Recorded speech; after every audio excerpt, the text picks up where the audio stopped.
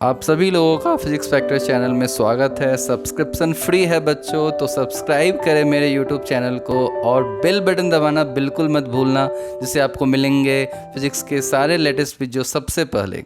Hello दोस्तों, सो आज का हमारा लेक्चर नंबर 23 है और इस लेक्चर में हम देखेंगे स्फेरिकल और सिलिंड्रिकल कैपेसिटर के बारे में। बेसिकली ये हमारा इलेक्ट्रोस्टैटिक्स 2 चैप्टर अभी चल रहा है। इसके बाद हम करंट इलेक्ट्रिसिटी स्टार्ट करेंगे। तो कुछ टॉपिक्स और अभी बचा हुआ है, जैसे डाइइलेक्ट्रिक कैपेसिटर्स, और आज का ये बेसिकली सिलिंड्रिकल और स्फेरिकल कैपेसिटर भी कंप्लीट हो जाएगा। फिर उसके बाद हम करंट इलेक्ट्रिसिटी स्टार्ट करेंगे। काफ़ी बच्चों का रिक्वेस्ट आ रहा था कि सर जल्दी से करंट इलेक्ट्रिसिटी स्टार्ट कीजिए, तो जल्दी स्टार्ट होने वाला है। इस वीक में हम स्टार्ट कर देंगे करंट इलेक्ट्रिसिटी।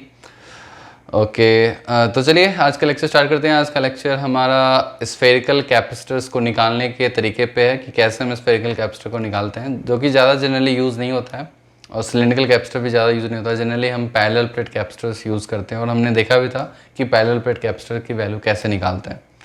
तो किसी भी कैपेसिटर के वैल्यू निकालने का मेथड यही होता है कि हम उन प्लेट्स के बीच कोई एक चार्ज एज्यूम कर ले, Q माइनस Q, और उनके बीच इलेक्ट्रिक फील्ड निकाल ले, और इलेक्ट्रिक फील्ड निकाल के फिर हम उनके बीच पोटेंशियल निकाल ले, और पोटेंशियल निकालने के बाद कैपेसिटर्स का फॉर्मूला होता है Q/V और चार्ज डिवाइड बाई पोटेंशियल। तो पोटेंशियल की वैल्यू Q के टर्म्स में आ जाती है, तो फिर वो कैंसिल हो जाता है। तो कैपेसिटर्स की एक प्रॉपर वैल्यू आ जाती है कि जो कि प्रॉपर्टी ऑफ मतलब उसके डायमेंशंस वगैरह पे बेसिकली वो वैल्यू डिपेंड करता है। ठीक है, उसकी फंडामेंटल मतलब प्रॉपर्टी होती है।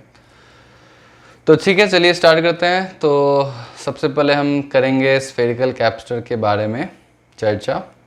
तो मैं लिख देता हूँ स्फेरिकल कैपेसिटर। ठीक है, तो हम स्फेरिकल कैपेसिटर की वैल्यू कैलकुलेट करना सीखेंगे। तो सबसे पहले उसके क्या लेना पड़ेगा हमें,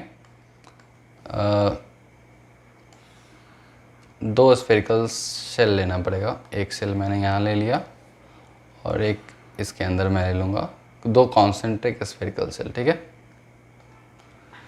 कॉन्सेंट्रिक, और इनकी रेडियस आप चाहो तो A ले लो और इसका B ले लो, जो स्टैंडर्ड होता है। और इनके बीच कोई मीडियम नहीं है, दो स्फेरिकल शेल है बेसिकली। तो अब देखो चार्ज है नहीं, चार्ज हम एज्यूम करते हैं, क्योंकि अब इसकी एक वैल्यू होगी। ओके, जैसे ये दो कंडक्टर का सेट है, जैसे मैंने बताया था फर्स्ट लेक्चर में कि कैपेसिटर होता क्या है। तो मैंने ये बताया था कि capacitor basically set of conductor होता है। तो मैंने दो कंडक्टर को सेट कर दिया, तो इसकी एक कैपेसिटी होगी चार्ज स्टोर करने की, यदि आप पोटेंशियल इस पर अप्लाई करोगे। ठीक है, तो हम एक इमेजनरी हम अप्लाई कर देते हैं पोटेंशियल, और हम एज्यूम कर लेते हैं कि यहाँ पे ये पॉजिटिवली चार्ज हो गया, ये सेल पॉजिटिवली चार्ज हो गया और आउटर सेल नेगेटिवली चार्ज हो गया। ठीक है, तो आउटर सेल हमारा negatively charge, equal and opposite ये चार्ज हो गया। ठीक है, ये हमने एज्यूम कर लिया, और हमने ये भी एज्यूम कर लिया ये सपोज Q है और ये हमारा माइनस Q है। अब हमारा क्या है, हमारे पास फॉर्मूला है कैपेसिटर का। कैपेसिटर का क्या फॉर्मूला है, Q/V। तो Q तो हमारे पास पता है, बस हमें पोटेंशियल दोनों के बीच पता नहीं है। मतलब यहाँ इस पॉइंट से लेके इस पॉइंट तक बेसिकली यहाँ क्या होगा, इलेक्ट्रिक फील्ड होगा हर जगह, रेडियली आउटवर्ड। अब ध्यान से देखोगे आप, स्फेरिकल ये 3 डायमेंशनल शेप है, तो रेडियली आउटवर्ड इलेक्ट्रिक फील्ड होगा। तो मैं एक क्रॉस सेक्शन व्यू आपको बना रहा हूँ, तो इलेक्ट्रिक फील्ड इस डायरेक्शन में होगी, और आपको पता है जहाँ भी इलेक्ट्रिक फील्ड होगी तो पोटेंशियल उसके एसोसिएटेड होता है, और पोटेंशियल डिक्रीज होता जाएगा। सबसे ज़्यादा पोटेंशियल इस पॉइंट का होगा, सपोज इसको मैं A बोलूँ और इसको मैं B बोल दूँ। ठीक है, तो A का पोटेंशियल ज़्यादा होगा, तो VA is greater than VB। ये तो ऑब्वियस है, क्योंकि हमने देखा था कि इलेक्ट्रिक फील्ड की डायरेक्शन हमेशा डिक्रीजिंग पोटेंशियल के डायरेक्शन में होती है। ठीक है, तो किसी तरह हमें ये VAB की वैल्यू चाहिए, VA माइनस VB। ये वैल्यू हमें पता चल गया, तो हम यहाँ पे ये वैल्यू डाल देंगे। एक्चुअली इसको डेल्टा VB आप बोल सकते हो। तो जब ये वैल्यू आप डालोगे तो आपको कैपेसिटर की वैल्यू आ जाएगी। तो हमारा फंडामेंटल टास्क यही है इसको कैलकुलेट करने का।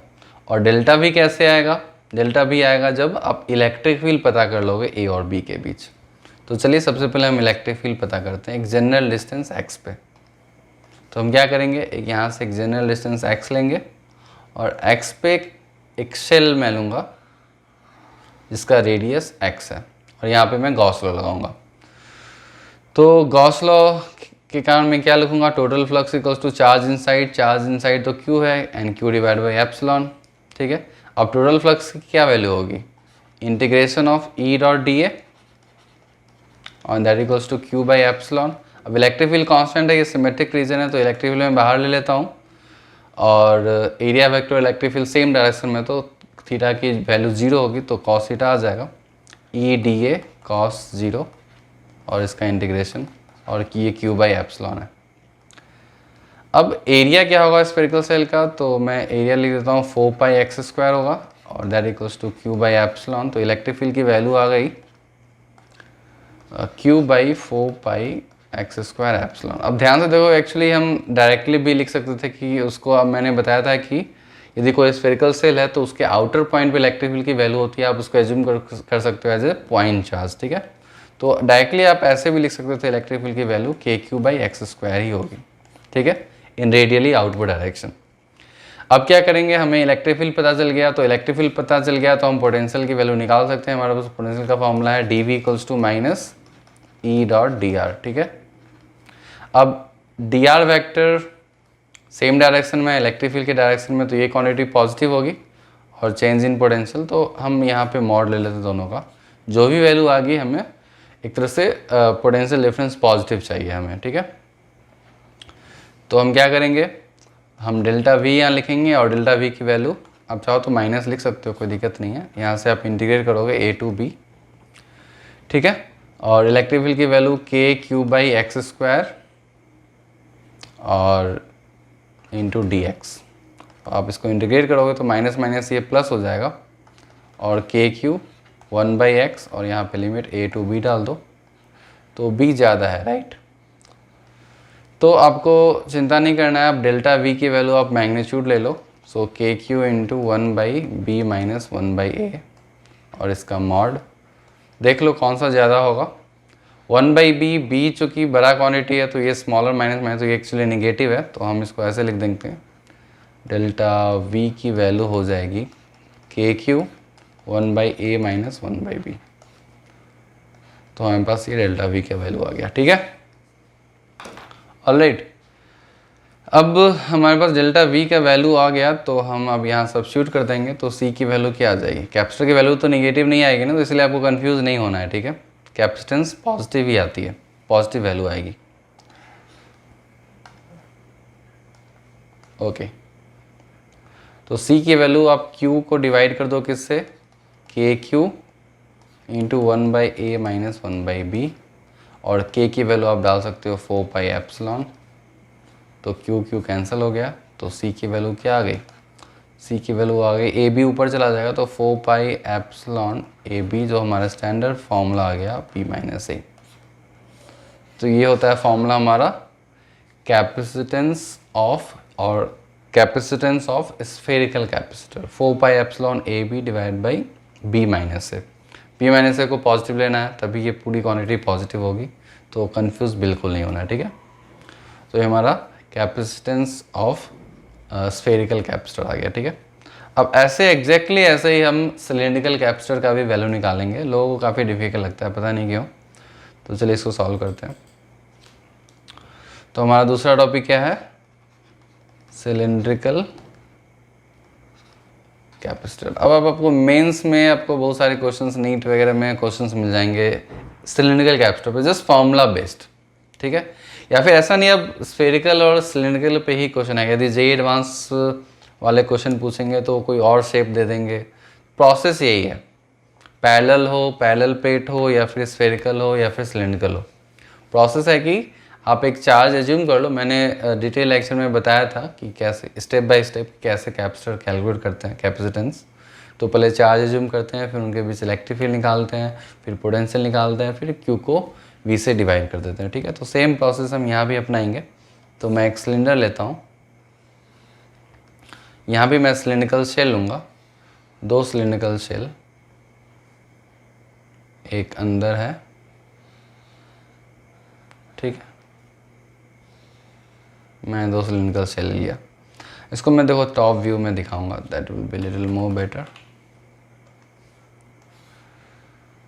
टॉप व्यू हम देखेंगे, ऊपर से देखेंगे, ठीक है। तो ऐसा कुछ कॉन्सेंट्रिक ऐसा नज़र आएगा। चलिए अब क्या करना है हमें, हम एक चार्ज पॉजिटिव यहाँ लेंगे Q, तो इसके पूरे सरफेस पे बेसिकली चार्ज आएगा। मैं इसको यहाँ पे थोड़ा दिखा नहीं पा रहा हूँ, आप इसको समझ लेना।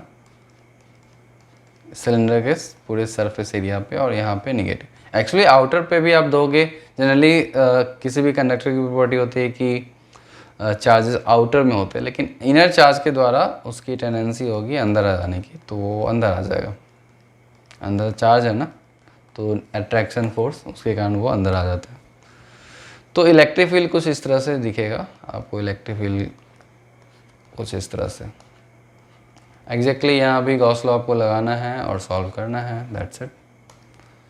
और इसका मैं डायमीटर देता हूँ, आई मीन रेडियस A और B सेम ही है, ठीक है। तो हमने Q एज्यूम कर लिया और ये -Q है, ये भी है हमारा। इसको मैं थोड़ा पॉजिटिव दिखा देता हूँ यहाँ पे, ठीक है। और यहाँ पे मैं एक्चुअली ये अंदर होगा, तो अंदर यहाँ पे मैं निगेटिवली दिखा देता हूँ, ठीक है।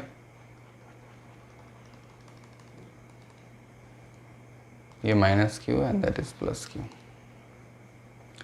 अब आप कौन सा फार्मूला यूज़ करोगे बता दो मेरे को। C = Q/V, एक ही फार्मूला है हमारे पास। एक्चुअली डेल्टा भी, Q/ΔV, उस दोनों पॉइंट के बीच पोटेंशियल डिफरेंस। जनरली आप इसको 0 एज्यूम कर लेते हो, इसलिए आप इसको V मान लेते हो, ठीक है। तो रेफरेंस पे बेस्ड है, ठीक है। तो अभी मैं 0 ये सब एज्यूम नहीं करना है, अभी मेरे को इलेक्ट्रिक फील्ड कैलकुलेट करना है। Q तो हमें पता है, तो इलेक्ट्रिक फील्ड कैलकुलेट करने के लिए क्या करोगे आप, एक गॉसियन क्या लोगे, गॉसियन सिलेंडर लोगे, गॉसियन सिलेंडर ही लोगे ना। तो गॉसियन सिलेंडर को भी टॉप व्यू से देखा जाएगा तो ऐसा ही दिखेगा, कुछ इस तरह से दिखेगा, ठीक है। टॉप व्यू से कुछ ऐसा दिखेगा। और यहाँ पे आप लगाओगे integration of E.dA equals to total flux inside. Total flux तो Q है, तो Q/ε ये तो होगा ही। इलेक्ट्रिक फील्ड भी कांस्टेंट है, तो इलेक्ट्रिक फील्ड आप बाहर ले सकते हो और सरफेस एरिया इसका लिख दोगे, तो electric field into surface area. Surface area क्या हो जाएगा, देखो सिलेंडर जो आप क्लोज सिलेंडर लोगे तो ऊपर का सरफेस एरिया, ऊपर और नीचे का सरफेस एरिया, वहाँ से फ्लक्स बेसिकली 0 हो जाएगा। E.dA का इंटीग्रल 0 हो जाएगा, क्योंकि इलेक्ट्रिक फील्ड और एरिया वेक्टर 90 डिग्री पे है। तो इसके थ्रू एक्चुअली 3 फ्लक्स आएगा, तो मैंने ऐसे ही लिख दिया है। एक्चुअली यहाँ पे 3 फ्लक्स आएगा, flux through E.dA top area, फिर flux through bottom area E.dA, और यहाँ फिर lateral surface area. I think आपको समझ में आ गया होगा, ये लेटरल सरफेस एरिया, ठीक है। तो डायरेक्टली मैं लेटरल सरफेस एरिया के द्वारा ही, मैं फ्लक्स के लेक्चर में ऑलरेडी ये सब बताया था, तो आई थिंक आपको समझ में आ गया होगा, तो यहाँ पे मैं रिपीट नहीं कर रहा हूँ। तो E इंटू कितना लेटरल सरफेस एरिया होता है सिलेंडर का। सिलेंडर का मैंने लेंथ ने एज्यूम नहीं किया, आप एज्यूम कर लो, लेंथ L है सपोज, ठीक है। ठीक है, तो क्या लिखोगे, E इंटू सरफेस एरिया क्या होता है सिलेंडर का, लेटरल सरफेस एरिया 2πr/s। सो 2πr कितना है, r मैंने इसको x एज्यूम कर लिया यहाँ से, ठीक है। तो 2πx into L that equals to Q/ε। तो इलेक्ट्रिक फील्ड की क्या वैल्यू आ गई, इलेक्ट्रिक फील्ड की वैल्यू आ गई Q/2πL इंटू x। तो ये हमारा इलेक्ट्रिक फील्ड आ गया। तो चलिए dV कैलकुलेट कर लेते हैं। तो dV की वैल्यू क्या हो जाएगी, dV equals to Q/2πL epsilon dx/x, और इंटीग्रेट करना है आपको A से B तक। आपको याद रखना है कि इसकी वैल्यू आपको पॉजिटिव लेनी है, ठीक है। तो इसको इंटीग्रेट कर दो, तो ये आ जाएगा V की वैल्यू, डायरेक्टली मैं V लिख देता हूँ, Q/2πL epsilon into log B/A। Log B/A की वैल्यू पॉजिटिव ही है, तो अब हमारे पास ये V आ गया, तो हम C की वैल्यू लिखेंगे Q/V। तो Q divide by Q into ln, मैं शॉर्टकट लिख देता हूँ B/A, और ये ऊपर चला जाएगा 2πL एप्सिलॉन, और ये Q कैंसिल हो जाएगा।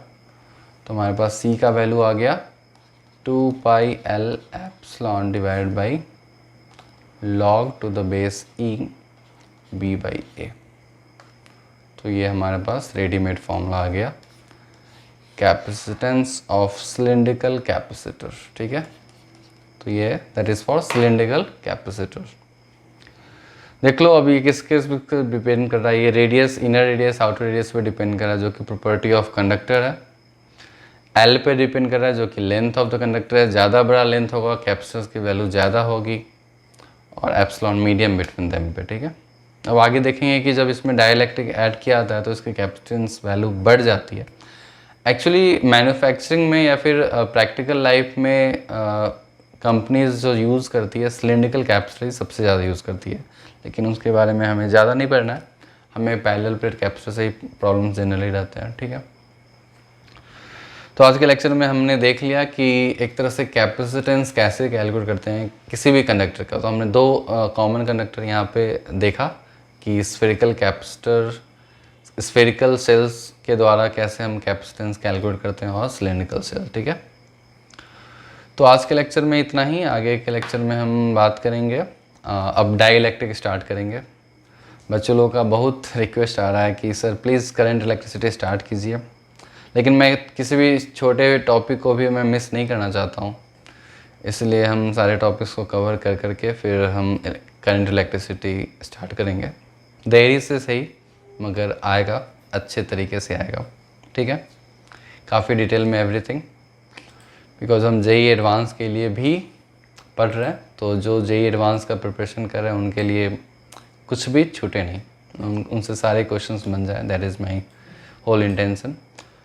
थोड़ा सा अभी समय में भी नहीं मिलेगा, तो मे भी इस सीरीज़ में, मतलब इलेक्ट्रोस्टैटिक्स 2 में मैं एच.सी. वर्मा वगैरह एरोडोव के क्वेश्चन शायद ना दे पाऊँ, करंट इलेक्ट्रिसिटी के बाद वो दूँ, क्योंकि अभी लोग करंट इलेक्ट्रिसिटी बोल रहे हैं अपलोड करने के लिए।